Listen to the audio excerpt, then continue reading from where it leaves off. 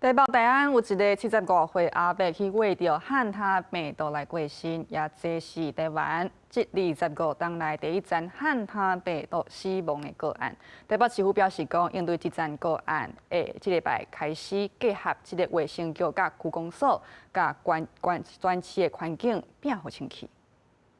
台北市75岁老先生感染汉他病毒死亡，有里长特别设临时办公区，那平常需要电器、厝内底燃料器，环保局2摆出动到个案徛街附近清消，周边燃料器检测作业甲抗药拢完成。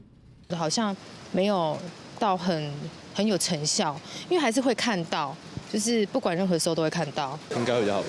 比较好。对，但我没有太，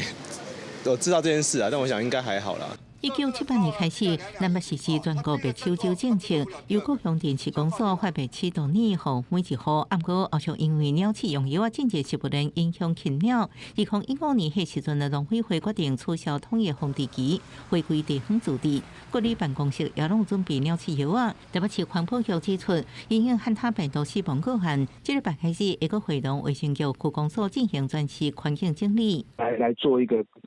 比较强力的一个环境整顿。民众同步来进行一个家户的一个内外的一个清洁的一个作业。这摆个案出现在台北市大安区，有人烦恼大安新民公园有真侪碰瓷，是不是有传染记录？医术分析汉他病毒高风险区是密闭的土沙地、通风歹的所在，公园是开放空间。松鼠它的一个情境是说，在公园这样子比较开放流通的环境、封闭环境、下水沟，它的分泌物所传播的环境是有所差别。